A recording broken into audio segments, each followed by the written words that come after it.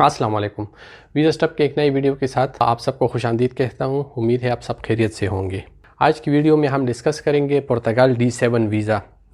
पुर्तगाल D7 visa क्या है और इसकी रिक्वायरमेंट्स क्या क्या है और कौन कौन इस वीज़ा के लिए एलिजिबल है और पुर्तगाल D7 वीज़ा के बेनिफिट्स क्या है। तो ये सारी चीज़ें हम आज की वीडियो में डिस्कस करेंगे वन बाय वन करके। तो चलो शुरू करते हैं अपनी video. What is Portugal D7 visa. Video में आगे बढ़ने से पहले आप सबको एक छोटी सी रिक्वेस्ट कि अगर आप चैनल पे नए आए हैं तो चैनल को सब्सक्राइब करें, क्योंकि इस वीडियो का दूसरा पार्ट भी मैं बनाऊंगा कि आप इस वीज़े के लिए अप्लाई कैसे कर सकते हैं। तो चैनल को ज़रूर सब्सक्राइब करें। बढ़ते हैं अपनी वीडियो की तरफ। What is Portugal D7 visa.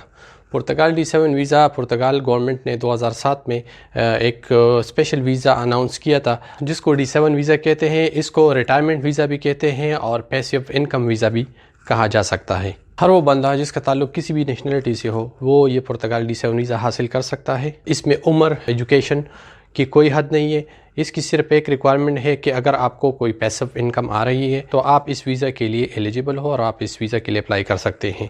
Passive income से क्या मुराद है? पैसिव इनकम वो होती है जिसमें आप फिज़िकली इन्वॉल्व नहीं होते और आपको बैठे बिठाए एक इनकम आती है अपनी कंट्री में किसी भी सोर्स से, उसको पैसिव इनकम कहते हैं। जैसे आपको रिटायरमेंट के बाद पेंशन मिलती है तो ये आपका पैसिव इनकम है।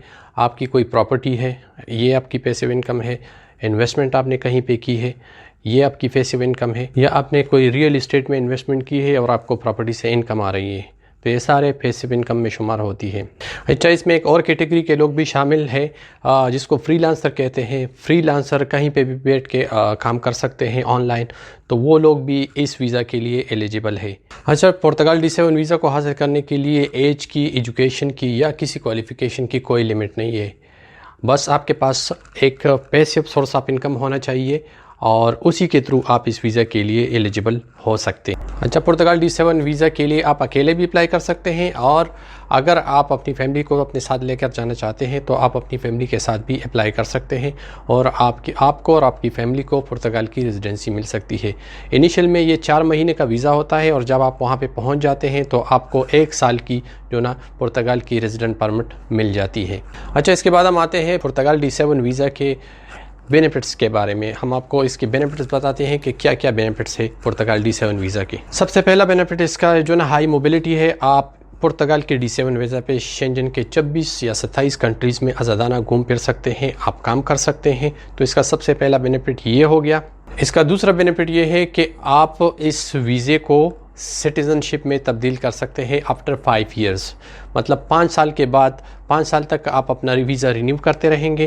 पहले आपको 4 महीने का मिलता है, उसके बाद आपको फिर 1 साल का मिलता है, फिर 2 साल के लिए रिन्यू होता है और 5 साल जिस तरह पूरे करके आप लोगों ने आप लोग एलिजिबल हो जाते हैं पुर्तगीज़ रेजिडेंसी के लिए। तो आप इसके ज़रिए पुर्तगाल की रेजिडेंसी या सिटीज़नशिप भी हासिल कर सकते हैं। इसकी तीसरी बेनिफिट रेजिडेंट्स राइट्स इन पुर्तगाल। जब आप ये वीज़ा हासिल करते हैं तो इस वीज़ा के बेस पे आपको वो सारे बेनिफिट्स मिल जाते हैं पुर्तगाल में जो एक ऑर्डिनरी सिटीज़न, पुर्तगीज़ सिटीज़न को मिलते हैं। उसमें क्या क्या चीज़ें आती हैं? You can have access to national health services. Health service आपके लिए फ्री है। इसके अलावा एजुकेशन, नेशनल एजुकेशन सिस्टम और स्कूल सिस्टम, उसमें आप अपने बच्चों को दाखिल कर सकते हैं, वो भी आपके लिए फ्री होगा। अगर चाहें तो आप जॉब भी कर सकते हैं और साथ में अपना बिज़नेस भी कर सकते हैं, तो इस पे भी कोई पाबंदी नहीं है। अच्छा, आप इस वीज़े के ज़रिए Portuguese law and legal system को एक्सेस कर सकते हैं, तो ये भी आपके लिए एक बहुत बड़ा बेनिफिट है। इसका एक और बहुत बड़ा फ़ायदा फैमिली रीयूनिफिकेशन। फैमिली रीयूनिफिकेशन वो होता है कि अगर आपको ये वीज़ा मिलता है तो आप अपने साथ इस वीज़ा में कौन कौन लोग शामिल कर सकते हैं। तो उसमें आपका स्पाउस और पार्टनर आ जाता है। उसके अलावा आप अपने पेरेंट्स को अपने साथ लेके जा सकते हैं। इसके अलावा आप अपने पार्टनर के पेरेंट्स को भी साथ लेके जा सकते हैं। आप अपने बच्चों को साथ लेके जा सकते हैं। इवन कि आप इस वीज़ा के थ्रू अपने बहन भाइयों को भी साथ लेके जा सकते हैं। इन तमाम लोगों को जो मैंने मेंशन किया, ये सारे बंदे आपके ऊपर डिपेंडेंट होनी चाहिए और इसके साथ आपने अपना रिलेशनशिप उनको शो करना पड़ेगा। पुर्तगाल D7 वीज़ा जब आपको मिल जाता है तो आपने वहाँ पे जाके अपने आप को NHR नॉन हैबिचुअल रेजिडेंट एक टैक्स प्रोग्राम है, उसमें आपने अपने आप को रजिस्टर करना पड़ता है और आपका जो पैसिव इनकम आपके कंट्री में आपको मिलता है तो उस पे ना होने के बराबर आपको टैक्स देना पड़ता है। ना होने के बराबर मेरा मतलब है कि बहुत ही थोड़ा सा टैक्स होता है जो आप गवर्नमेंट को पे करते हैं उस इनकम पे जो आपके होम कंट्री में आपको मिलता है। अब आते हैं पुर्तगाल D7 वीज़ा के रिक्वायरमेंट्स और एलिजिबिलिटी क्राइटेरिया पे कि इस वीज़ा के लिए रिक्वायरमेंट्स क्या क्या हैं और कौन कौन से लोग इसके लिए एलिजिबल है। तो सबसे पहले हर वो बंदा जो नॉन यूरोपियन नेशनल है, मतलब यूरोप में अगर कोई बंदा हो तो वो इस वीज़े के लिए अप्लाई नहीं कर सकता। यूरोप से बाहर नॉन यूरोपियन लोग, एशियन लोग हो गए या दुनिया में कोई भी कंट्री हो, वो लोग इस वीज़ा के लिए अप्लाई कर सकते हैं। अच्छा, आप इस वीज़ा के लिए आपको अपने बैंक अकाउंट में 7,200 यूरो शो करने पड़ते हैं। तो ये फ़ंड्स की रिक्वायरमेंट्स हो गई। 7,200 आपने अपने बैंक अकाउंट में शो करने होंगे जो आपकी पैसिव इनकम आ रही है उसी इनकम से, और 6 महीने का बैंक स्टेटमेंट ये मांगते हैं। तो 6 महीने का बैंक स्टेटमेंट और 7,200 अगर आपको साल की इनकम आ रही है तो आप इस वीज़ा के लिए एलिजिबल हो। अच्छा, इस वीज़ा एप्लीकेशन के लिए आपको पुर्तगाल में अपनी रेजिडेंस एड्रेस भी शो करना पड़ेगा। उसके लिए वहाँ के पे कंसल्टेंट्स हैं जिनसे आप हेल्प ले सकते हैं। वो आपको ये सारी जो रिक्वायरमेंट्स है, जो टैक्स नंबर के रजिस्ट्रेशन है और साथ में एड्रेस वगैरह, ये सारी चीज़ें वो लोग आपके लिए करते हैं और इसके वो पैसे आपसे चार्ज करते हैं। एक और रिक्वायरमेंट है, वो ये है कि आपको पहले 16 माह 2 साल के अंदर, पहले 2 साल के अंदर आपने पहले 16 माह जो है ना वहाँ पे लाजिम गुजारने होंगे। जब आप लोग सोच रहे होंगे कि इस वीज़े की जो है ना कास्ट भी बहुत ज़्यादा होगी, तो इसकी कास्ट बहुत ही कम है।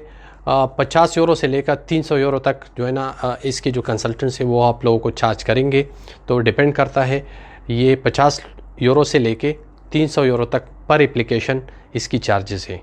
तो अगर आप पाकिस्तान, इंडिया, नेपाल, बांग्लादेश, भूटान, श्रीलंका किसी भी कंट्री से हैं और आपके पास जो एक सोर्स ऑफ पैसिव इनकम है तो आप इस वीज़े के लिए एलिजिबल हो और आप इस वीज़े के लिए अप्लाई कर सकते हो। शुरू में 4 महीने का वीज़ा आपको मिलेगा, फिर आप वहाँ पे जाके इसको 1 साल के वीज़े में कन्वर्ट करोगे और उसके बाद फिर आपको 2 साल का वीज़ा मिलेगा और आखिर में 5 साल पूरे करके आपको जो है ना परमानेंट रेजिडेंसी पुर्तगाल की मिलेगी।